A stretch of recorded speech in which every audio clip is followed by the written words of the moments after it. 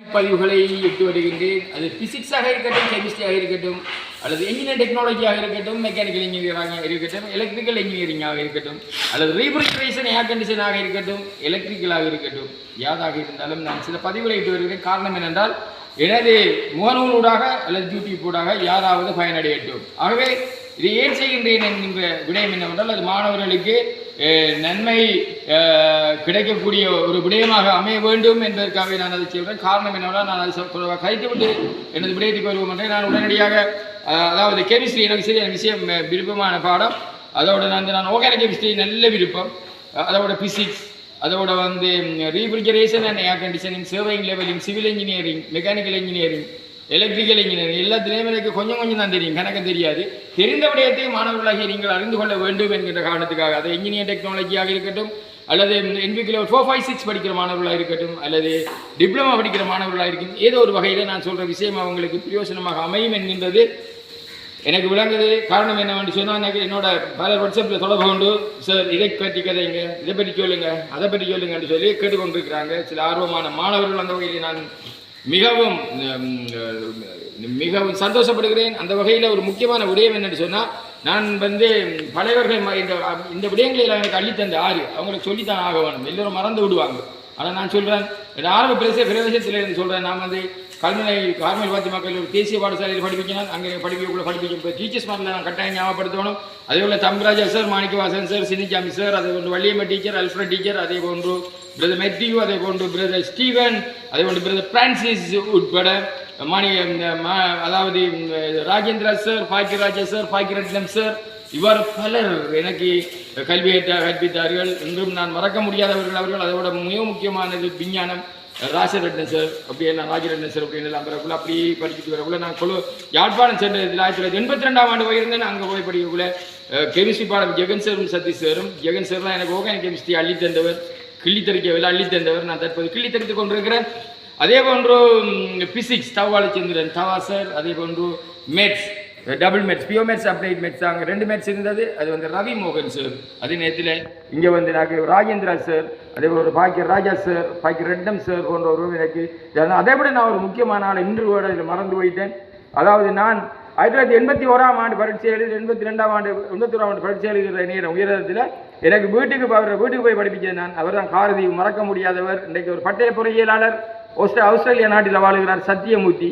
அவர் அந்த காலத்தில் நான் நினைக்கிறேன் 2ABC என்கின்ற நினைக்கிறேன். அவர் 7 ரிசல்ட் பெற்று பொறியியல் கூடத்துக்கு தெரிவு செய்யப்பட்டிருந்த ஒரு மாணவன், காரதி வைச்சிருந்தவர். முத்தமிழுக்கு புத்துயிர் அளித்த வித்தகன் விழானந்த மடி பிறந்த மண் காரதிவான காரதியிலே இருந்து புறப்பட்ட பொறியியலாளர் சத்தியமூர்த்தி அவர்கள். அவர் அதுக்கு பிறகு MBA செய்து MS செய்து இங்கெல்லாம் தொழில் செய்து இப்போ ஆஸ்திரேலியா நாட்டில் வாழ்ந்து கொண்டிருக்கிறேன். நான் அவர்கிட்டையும் படிக்கிறேன். அவருடைய நிறைய அள்ளி தந்தவர் எனக்கு இன்றும் நான் மறக்க முடியாது. அது பிசிக்ஸாக இருக்கட்டும், கெமிஸ்ட்ரியாக இருக்கட்டும், அப்ளைட் மேத்ஸாக இருக்கட்டும், பியோ மேத்ஸாக இருக்கட்டும், அவரை நான் மறந்துவிட முடியாது என்று கூறி, அதே போன்று நான் தொழில்நுட்ப கல்வி, அதாவது நான் அதன் பின்பு தொழில்நுட்ப கல்லூரிகளில் கல்வியேற்றிருக்கிறேன். தொழில்நுட்ப கல்லூரியில் ஹாடி தொழில்நுட்ப கல்லூரி, யாழ்ப்பாணம் தொழில்நுட்ப கல்லூரி, அதே போன்று கண்டி அருப்பல தொழில்நுட்ப கல்லூரி, அதே போன்று யூனிவர்டெக், யூனிவர்சிட்டி ஆஃப் வொகேஷனல் டெக்னாலஜி, இப்படி பல இடங்களிலேயே நான் கல்வியேற்றிருக்கிறேன். அந்த காலத்தில் இப்போ எனக்கு கற்பித்த அதாவது RILD Delima Ismail sir, Kulatunga sir, அதே போன்று துஷா கோஹிதோ சார், அதே போன்று சைமன் கிங்ஸ்லி சார், அதே போன்று Weththawa sir, Mrs Fernando D miss, அதோடு சேர்ந்து பலர் இருந்தாங்க.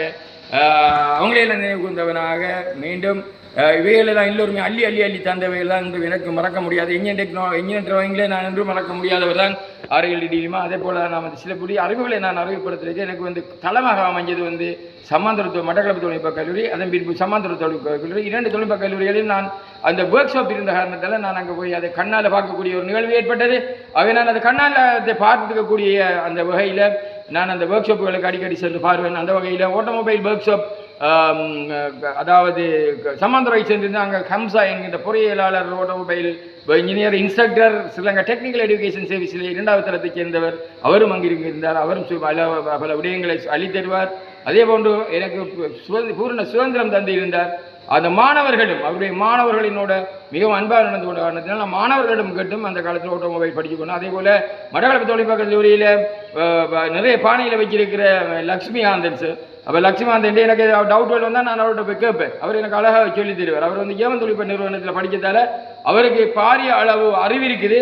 அந்த வகையில் அவர்கிட்ட இருந்து படித்திருக்கேன். பலரும் எனக்கு தெரியும். அது மாத்திரமல்ல, சமாந்தர தொழில்நுட்ப கல்லூரியில் நான் கல்வியேற்ற காலத்தில் ஏறாவுரையைச் சேர்ந்த சமாந்துறையைச் சேர்ந்த சிபி 2 பொறியியலாளர்கள் எனக்கு இந்த மின்னியல் சம்பந்தமாகவும் இன்ஸ்டியூட் ஆஃப் எலக்ட்ரிக்கல் இன்ஜினியர்ஸ் விடயங்கள் அதில் நியமங்கள் தொடர்பாக கழித்திருந்தால் சொல்லி தந்திருந்தாங்க. அவங்ககிட்ட இருந்தால் நான் கூடிய அளவு எலக்ட்ரிக்கலை பற்றி கொண்டேன். அதே போன்று நம்மட களுவாஞ்சிக்குடி முன்னாள் மின்னட்சியர் கௌசிகன், அதே போன்று தற்போதைய மின்னட்சியர் கௌசிகன், அதே போன்று முன்னாள் மின்னட்சியர் அனுசந்தன் போன்றவரோட நான் கல்வி பெற்றிருக்கிறேன். அதே போன்று நான் ட்ரைனிங் இருந்த கட்டிடங்கள் திணைக்களம், அதில் நான் சிவில் இன்ஜினியரிங் ட்ரைனிங் இருந்தேன். அந்த வகையில் வந்து இறுதிநாளையில் படிப்பாளர் நாயகமாக இருந்த ஜெயச்சந்திரன் சார், அதே போன்று பாலசுப்ரமணியன் சார், அதே போன்று அதாவது சிவகணேசன் பொறியியலாளர் வெஸ்லி ராஜபுலேந்திரன், அது மாத்திரமல்ல உதயா மோட்டர்ஸ் கண்டக்டரில் வந்து ஒரு மேசனாக இருந்து பொறியியலாளராக உயர்ந்த தங்கராஜா அண்ணன் போன்றவரெல்லாம் இதில் பலர் அமரராக இருக்கின்றார்கள். நான்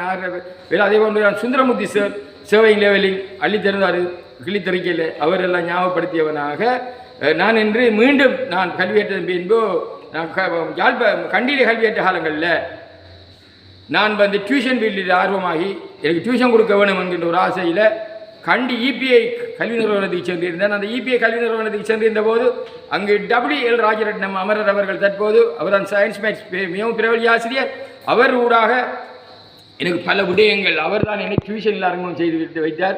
அந்த ஃபியூச்சரில் எனக்கு இப்பயும் நல்ல ஞாபகம் இருக்கிறது. ஒரு பிசிக்ஸில் ஒரு மிகவும் பிரபலியமான ஆசிரியர் ஒருவர் இருந்தார், VR இந்திரன். அவர் அழகாக பாடுவார், கொடுப்பதெல்லாம் கொடுப்பார், அது யாருக்காக கொடுப்பார், ஒருத்தருக்காக கொடுப்பார், ஊருக்காக கொடுத்தாருன்னா அந்த பாடலை அழகாக சொல்லுவார். அது இருக்கும் பொருந்தும், ஒருத்தருக்காக கொடுப்பதெல்லாம் கொடுப்பார், யாருக்காக கொடுப்பார், ஒருத்தருக்காக கொடுப்பார், இல்லை ஊருக்காக கொடுத்தார், மாணவர்களுக்காக கொடுப்பார் என்று அவர் அந்த பாடிய பாடலோடு எனக்கு ஞாபகமாக இருக்குது. அதேபோல் VR இந்திரன் சார், அதே போன்று SHM நௌஃபல் எக்கனாமிக்ஸ், அதே போன்று IP சதாரூபன் அக்கவுண்ட்ஸ், அதே போன்று நான் அங்கிருந்து டியூஷன் ஃபீல்டிலே அறிமுகமாகி மீண்டும் கண்டிக்கு கொழும்புக்கு சேர்ந்து கொழும்பு பிரில்லியன் கொட்டாஞ்சேனே, அதே போன்று பம்பலப்பட்டியிலே லிவர்பூல் அகாடமி, அதே போன்று கண்டியிலே இன்னொரு அகாடமி என்று பல மாறி மாறி மாறி மாறி நான் செய்திருந்தேன். நான் அந்த காலத்தில் டியூஷன் கொடுத்ததால் எனக்கு மீண்டும் மீண்டும் மீண்டும் எனது உயர் படிப்புகள் எனக்கு தொடர முடியாமல் இருந்தது. காரணம் வந்து நான் அந்த காலத்தில் லேங்கன்ஸ்லோ லிமிடெட்டில் பொறியியலாளராக இருந்தேன். அதே போன்று நான் அதில் படிப்படியாக உயர்ந்து நான் ஒரு பதிய பதவியில் இருந்தேன். அதை டியூஷனும் கொடுத்து கொண்டிருந்த காரணத்தால் எனக்கு மீண்டும் படிக்கிறதுக்குரிய இதில் அதாவது எதையும் ரிஜிஸ்டர் பண்ணுவேன், நான் அதை தொடர்ந்து கற்பிக்க மாட்டேன். அந்த வகையில் எனக்கு இந்த அந்த 1990ஆம் ஆண்டு EPI இன்ஸ்டிடியூட்டில் என்னை அறிமுகமாக்கியவர் WL ராஜரட்னம் அவர்கள். அவர் அறிமுகமாக்கிய நாளில் தான் MR பவுமுடியின் தற்போது கெமிஸ்ட்ரியிலே மிகவும் ஃபேமஸாக இருக்கின்றது MR பவுமுடியின், அதே போன்று சாஃபி ஜமால்டீன், இருவரும் மிகவும் பிரபலியமாக இருந்தார்கள். அவள் இருக்கும்போது தான் ராஜரட்னம் MR பவுமுடியை அழைத்து கேட்டார், நான் இதை ரவீந்திரனுக்கும் கொடுக்குறேன், நீ உங்களுக்கு சம்மதமாட்டார். அந்த நேரம் பவுமுடியின் அங்கே EPIயில் கல்வியேற்றுக் கொண்டு அவர் சொன்னால் ஒரு பிரச்சனையும் இல்லை, நீங்கள் கொடுங்கள் என்று பவுமுடியின் ஆசீர்வாதத்துடனும், அதாவது WL ராஜரட்னம் அவர்கள் தந்தது பிறகு நான் EPI கொழும்பு, EPI கண்டி 2 இடங்களிலே நான் செய்தேன். பிரபலியமான அதிலேயும் ஆர்கானிக் கெமிஸ்ட்ரி என்னோட நிறைய மாணவர்கள் வருவார்கள். அதை பற்றி பவுமுடியின் சார் கேட்டால் தெரியும், சாஃபி ஜமால்டீன் கேட்டால் தெரியும். நான் அதை பற்றி கூட கதைக்கல. அதே மாதிரி நான் தொடர்ச்சியாக பலர் நோட்ஸ்களை பார்ப்பேன், அவங்க என்ன செய்கிறாங்க மாணவர்களுக்கு கேட்பேன். அந்த வகையில் தற்போது பார்க்க போனால் பிசிக்ஸில் தெய்வீகன் சார், அதே மாதிரி கெமிஸ்ட்ரியில் தேவகுமார் சார், அதே போன்று பல இடங்களில் படிப்பிக்கிற மாஸ்டர் பல பேர்கள் எனக்கு இன்றைக்கு ஞாபகம் இல்லை. அவருக்கு ஒரு ஆள் சாஃபி படிப்பிக்கிறது, பவுமுடியும் படிப்பிக்கிறது. அதே போல் ஏகானந்த் சார் நோட்ஸ் எல்லாம் நான் பார்க்குறேன் விருப்பம். அவ்வாறு பலர் இருக்கிறார்கள். அவர்களை அனைவரையும் ஞாபகமாக, அதாவது ஏகாந்தன் நோட்ஸ் எடுத்து நான் பார்க்கக்குள்ள அதில் பார்ப்போம் அது ஏதாவது இருக்காது. அதே கூட இதில் சில புது விதயம் இருந்தால் நான் அதை பிரித்துக் கொள்வேன்.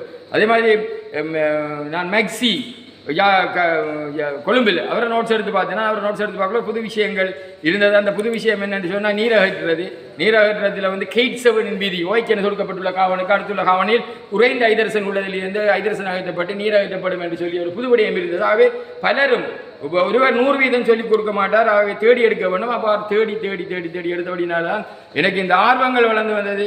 ஆகவே அதாவது அது டியூஷன் ஃபீல்டுக்கு போனபடியா அதில் கொஞ்சம் படிப்பித்தபடியா. ஆனால் அதுக்கு பிறகு நான் என்ன செய்தேன் இல்லை, இங்கே வந்தது பிறகு எனக்கு அதிகமாக அந்த பாடசாலைகளுக்கு சென்று கற்பிக்கிறதுக்கு அனுமதியை வழங்கியிருந்தாங்க முன்னாள் வலயக்கல்வி படிப்பாளர் திருமதி புள்ளிநாயம் அவர்கள், அவருக்கு நன்றி. அதே போன்று தற்போதைய வலயக்கல்வி படிப்பாளர் ஸ்ரீதரன் அவர்கள் வழங்கியிருந்தார். அந்த வகையில் நான் சில பாடசாலைகளுக்கு சென்று அது அரை மணித்தியாலமாக இருக்கட்டும், 1 மணித்தியாலமாக இருக்கட்டும், அல்லது பல மணித்தியாலமாக இருக்கட்டும், அல்லது பல நாட்களாக இருக்கட்டும், நான் கல்வி கற்பித்திருந்தேன். அந்த வகையில் நான் சென்ற பாடசாலைகள் இதுவரையில் அதாவது கல்லடி விவேகானந்தா காலேஜ், அதே போன்று செட்டிபாளையம் மகாவித்தியாலயம், அதே போன்று பட்டிருப்பு மத்திய மகாவித்தியாலயம், தேசிய பாடசாலை களுவாஞ்சிக்குடி, அதே போன்று கோட்டைக்கல்லார் மகாவித்தியாலயம், பெரியகல்லார் மகாவித்தியாலயம், அதே போன்று காரமேல்பட்டிமா தேசிய பாடசாலை, அதே போன்று கல்முனை காரதீவு வீலானந்த மத்திய கல்லூரி, அதே போன்று சமாந்துறை மத்திய கல்லூரி, அதே போன்று பல இடங்கள் எனக்கு மறந்து விட்டது. அதே போன்று கல்முனையில் நான் செமினார் வச்சிருக்கிறேன்.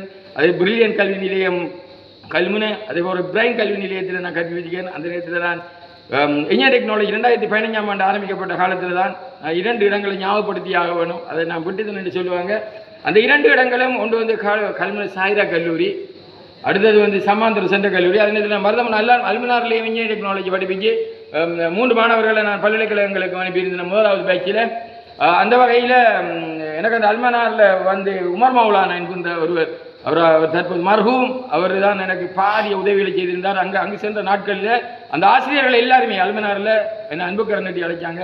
அதே போன்று பாடசாலையின் அதிபர்கள் என்று சொல்லக்குள்ள எனக்கு வந்து சந்தர்ப்பங்களை தாரத்துக்கு வலயக்கல்வி பணிப்பாளர் மிஸ் திருமதி புள்ளிநாயகம் சொன்னாலும் கூட அங்கே வந்து பார்த்தோம்னு சொன்னால் இரும்பு மனிதன் என்று வர்ணிக்கப்படுகின்ற பட்டிருப்பு தேசிய பாடசாலையினுடைய அதிபர் பன்னிய சிங்கம், அதே போன்று தம்பிராஜா, அதே போன்று பிரதி அதிபர் ஜனா போன்றவர்கள் எனக்கு படிப்பிக்கிறார். அதே போன்று 13 எடுக்கேஷன் ஸ்டார்ட் பண்ணக்குள்ள முதலாவது பயிற்சியும் பட்டிருப்பு தேசிய பாடசாலை களுவாஞ்சிக்குடியில் நான் கற்பித்திருந்தேன். அதுக்கு அங்கே இருந்த கோஆர்டினேட்டராக இருந்த கோகுல் அவர்கள் எனக்கு மிகவும் உதவி புரிந்திருந்தார். அந்த வகையிலே நான் சம்மாந்துறை சென்ற காலேஜில் இன்ஜினியர் டெக்னாலஜி 2015ஆம் ஆண்டு சென்று படிப்பிக்கக்கூடாது, கல்வி அமைச்சர் அனுமதியோடு படிப்பிக்கக்குள்ள பவுசான், தற்போது இன்ஜினியர் டெக்னாலஜியில் மிகவும் பிரபலியமான பவுசான் அவர்கள் என்னோட சேர்ந்து நல்ல உதவிகளை புரிந்திருந்தார். அவர் என்று ஒரு பிரபலிய ஆசிரியர், ஒரு சிறந்த ஆசிரியர், உயர்தேசிய பொறியியல் டிப்ளமாவில் இலத்திரனியல் எலக்ட்ரிக்கல் எலக்ட்ரானிக்ஸ் செய்தவர். அவர் பட்டப்படிப்பு படித்து அவர் கூட படிச்சிருக்காரு நினைக்கிறேன், அதை பற்றி எனக்கு தெரியாது.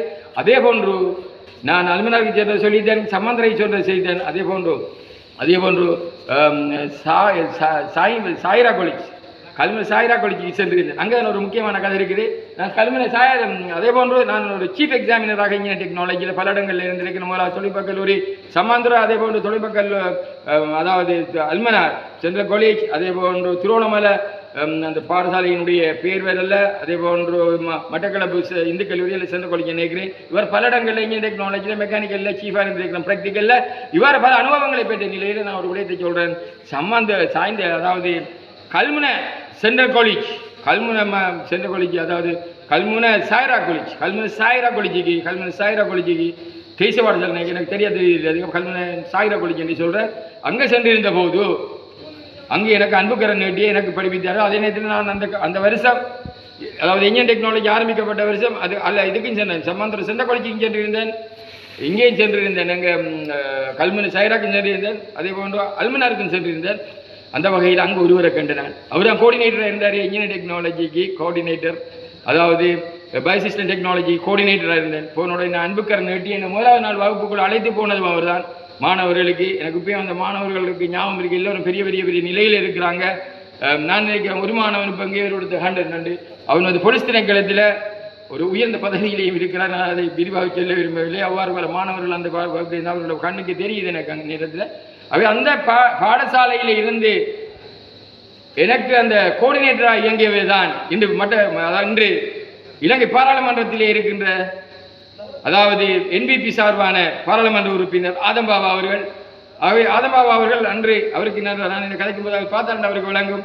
அதாவது நான் கல்வி ஏற்பீத்த காலங்களில் எல்லாம் எனக்கு ஒரு பெட்டிஸ் வாங்கி கொடுக்கணும், எனக்கு ஒரு பிளைண்ட் வாங்கி கொடுக்கணும், எங்களுக்கு ஏதாவது வாங்கி கொடுக்கணும்ன்றது கடும் ஆர்வமாக இருந்து என்ன ட்ரீட் பண்ணவர். எனக்கு முன்னும் தெரியாது பின்னும் தெரியாது. அது வந்து கல்முனை சைரா காலேஜில். அதே பிறகு நான் ஆதம்பாபா சாரை சந்திக்க வரலாறுகளே இல்லை. அவர் வந்து தற்போது பாராளுமன்ற உறுப்பினராக இருக்கார். அவர் அன்புக்குரிய ஒரு வார்த்தை ஒன்று எனக்கு இன்று ஞாபகம் வருகின்றது. பிரதான வீதியிலே தற்போது ஃபுட் சிட்டி உள்ள இடத்துக்கு முன்னே அவருக்கு ஞாபகம் இருக்குமே என்னோ தெரியாது, அவர் கையையும் இப்படி தட்டி காலையும் இப்படி தட்டி எனக்கு இப்படி கையாட்டி ஒரு விடயம் நல்ல விடயம் ஒன்றை சொன்னார். அப்போ தான் யோசிக்கேன், இவர் ஒரு வித்தியாசமான மனிதர் என்று. அந்த வகையிலே அவரை இங்கே நினைவு கூர்ந்தவனாக மீண்டும் இன்றைய இவ்வளவும் கழிச்சிருக்கிறேன். காரணம் என்னென்னு சொன்னால் பல கேள்விகளை கேட்குறாங்க. அதுக்கான உடைய தான் இது சொல்லியிருக்கேன். இதை கழிக்கிறேன்னா இன்னும் மனிதர் கணக்கில் என் அனுபவங்களை நான் பகிர்ந்து கொள்வேன். அதாவது உப்பா ஞாபகம் வருது, நான் கொழும்பில் பிள்ளையில் கதைக்கக்குள்ள பிள்ளையன் கொண்டாஞ்சனையில் ஸ்ரீச்சந்திரன் என்றவர், அவர் யூடிஐயில் போகிற எக்கவுண்ட் அன்புக்குரிய நண்பர். அதே போன்று சுந்தரலிங்கம், அதே போன்று உதயகுமார், அதே போன்று என்ஆர் விராஜன், இவர்களை எல்லாம் நினைவு கூறுவது மாத்திரமில்லை மைக்கேல் ஜோன்சன், இவர் பலரை ஞாபகம் வந்து நான் மீண்டும் பாடத்துக்குள் நுழைகிறேன். இன்றைக்கு நான் என்னத்தை பார்க்க போகிறோம் என்று சொன்னால் புரதத்தின் பிரதானமான கூறுகள். புரதத்தின் பிரதானமான கூறுகள் என்று சொன்னால் புரதம் என்றால் என்ன? நாங்கள் புரதம் என்றால் அமினோ அமிலம் என்று சொல்லுவோம். இந்த அமினோ அமிலத்தின் பொதுச் சூத்திரம் RCH NH2 COOH என்று வரும். இதுதான் அமிலம் என்று படிச்சிருக்கீங்க. அதாவது புரதத்தில் இதாக இருக்கு. இது ஏன் வந்தது? இதை சொல்ல NH2 அமனியாவுடைய பெருதி, COOH கூச் அமிலம், அமைனோ சக அமிலம், அமைனோ அமிலம்.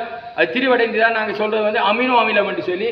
இந்த அமினோ அமிலத்தை பார்த்தீங்கன்னா ஒன்று வந்து கூச், ஒன்று வந்து அமைன் கூட்டம், அடுத்தது ஹைட்ரஜன் குரூப், அடுத்தது வந்து ஆர் என்ற அட்கைல் குரூப். அந்த அட்கைல் குரூப் மெதைலாக இருக்கட்டும், புறப்பையிலாக இருக்கட்டும், பியூட்டைலாக இருக்கட்டும், அல்லது ஒரு பெரிய தொகுதியாக இருக்கட்டும், அல்லது பென்சைலாக இருக்கட்டும், பென்சைலாக இருக்கட்டும், அல்லது ஃபீனைலாக இருக்கட்டும், RCH NH2 COOH தான் இந்த புரதத்தினுடைய பிரதானமான கூறு.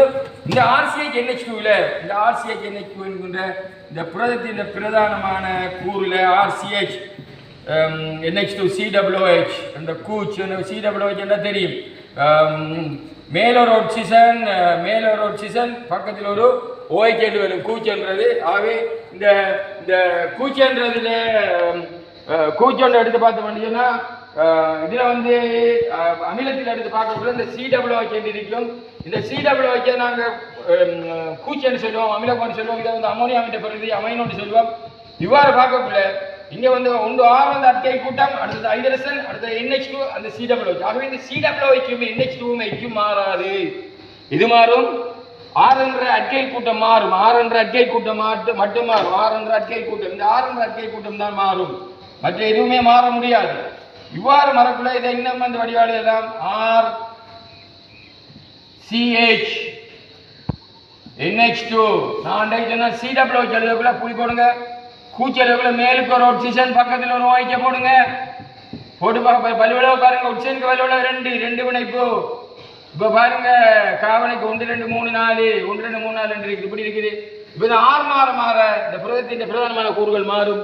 அந்த ஆர் வந்து எக்கியாக இருக்கும்போது, இந்த ஆர் வந்து எக்கியாக கேட்டால் அதுதான் சொல்ற கிளைசின், அடுத்தது CH3 இருக்கும், அடுத்த CH3 CH2 இருக்கும். அல்லது மாறி கொண்டு போகும். ஆக இந்த புரதத்தின் பிரதானமான கூறுகள் ஆர் எக்கியாக இருந்த கிளைசின் மற்றும் அலானின், கிளைசின் அலானின் லியூசின் ஐசோலியூசின் வலி என்கின்றது புரதத்தினுடைய பிரதானமான கூறு. இது வந்து பயாலஜி படிக்கிறார்கள் தெரியும். புரதத்தின் பிரதானமான கூறுகள் கிளைசின், அலானின், வலின், லியூசின், ஐசோலியூசின். ஆகவே இந்த புரதத்தின் பிரதானமான கூறுகள்ல இந்த ஆறுல எச்சிக்குள்ள மாத்திரம் ஒரு முக்கியமான விடயம் இருக்குது. அதை தான் தொடர்ந்து கொஞ்சம் கணிப்பு கொண்டிருக்கிறேன்.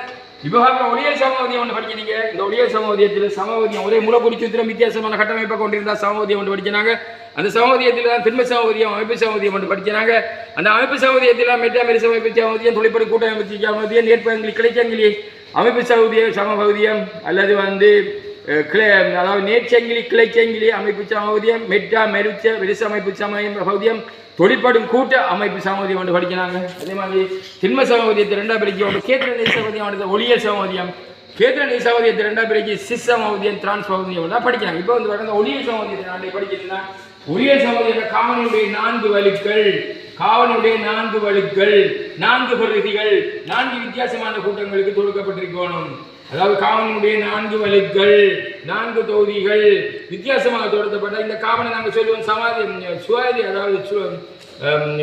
அதாவது சமச்சீரற்ற காவலன் சொல்லுவோம். சமச்சீரற்ற காவலன், இந்த சமச்சீரற்ற காவலனில் 4 வித்தியாசமாக இருந்தால், 4 அணுக்களாக இருந்தால், 4 தொகுதிகளாக இருந்தால் அது ஒளியல் சமவதிய இயல்புக்கு விடையளிக்கும். ஒளியல் சமவதிய இயல்புக்கு விடையளிப்பதற்கு சமச்சீரற்ற காவலனுவை கொண்டிருத்தல் வேண்டும் கூற்று ஒன்று. இன்னொரு கூற்று 2, சமச்சீரற்ற காவலனுவை கொண்டிருந்தால் அது ஒளியல் சமவதிய இயல்புக்கு விடையளிக்கும். ஆகவே ஒளியல் சமவதிய இயல்புக்கு விடையளிப்பதற்கு அது வந்து சமச்சீரற்ற காவலனுவை கொண்டிருத்தல் கூற்று சரி. சமச்சீரற்ற காவலன் இருந்தால் ஒளியல் சமவதிய இயல்புக்கு விடையளிக்கும் கூற்று 2, அதுவும் சரி. இப்போ இதுக்குள்ள போகல இப்பதான் பார்க்கிறோம். இந்த ஆர் வந்து ஹைட்ரஜனாக இருந்தா, இந்த ஆர் வந்து CH3 CH, அடுத்தது NH2, அடுத்தது CH, 3 குரூப். 4வது ஆர் இந்த ஆர் இருந்தா, இங்க எச்சா இருந்தா, இந்த ஆர் வந்து எச்சா இருந்தா என்ன இதுவும் சமச்சீரற்ற காவலன் இருக்கா? இல்ல. ஒளியல் சமவதிய இயல்புக்கு விடையளிக்குமா? இல்ல. ஆர் எச்சா வந்தா என்ன சாமான்? கிளைசின். ஆகவே சொல்லலாம் புரதத்தின் பிரதானமான கூறுகளில் கிளைசின் தவிர்ந்த மறு அனைத்தும் ஒளியல் சமவதிய இயல்புக்கு விடையளிக்கும். அதாவது புரதத்தின் பிரதானமான கூறுகளில் கிளைசின் தவிர்ந்த மறு அனைத்தும் ஒளியல் சமவதிய இயல்புக்கு விடையளிக்கும். ஆகவே இப்படி ஒரு கூற்று வந்த கூற்று ஒன்று புரதத்தின் கூறுகள் அனைத்தும் ஒளியல் சமவெளி இயல்புக்கு விடையளிக்கும். பிழை ஏன் கிளைசின் விடையளிக்காது. இவ்வாறு இருந்தால் புரதத்தின் பிரதானமான கூறுகளில் கிளைசின் தவிர்ந்த மறு அனைத்தும் ஒளியல் சமவெளி இயல்புக்கு விடையளிக்கும். அந்த கூற்றும் சரி. அதே போல கேத்திரநேய சமவெளி சேர்வைக்குள்ள ஒளியல் சமவெளியும் இருக்கு, ஒளியல் சமவெளியத்துக்குள்ள கேத்திரநேய சமவெளியும் இருக்கு. அது கதைக்க வேண்டாம், தொடர்ந்து காய்ச்சி கொண்டு போகலாமா? இன்றைக்கு நாங்கள் கதைச்சது விளவம் கதைச்சது என்னதுக்கு சமச்சீரத்தை காப்பனே. புரதத்தின் பிரதானமான கூறு, புரதத்தின் பிரதானமான கூறுகள் அனைத்தும் ஒளியல் சமவெளி இயல்புக்கு விடையளிக்காது. என்ன காரணம்? ஆர்வந்த எச்சாக இருக்கும்போது அங்க சமச்சீரத்தை காவனானே இல்லை என்று கூறி நான் கூறிய இவ்வளவு நேரம் சொன்னதில் யாரையும் விட்டு வைக்கிருந்தா அதுக்கு மன்னிப்பு கோரி, நான் சொன்னதில் ஏதாவது பிள்ளை இருந்தா அதுக்கு மன்னிப்பு கோரி விடைகிறேன். நன்றி, வணக்கம்.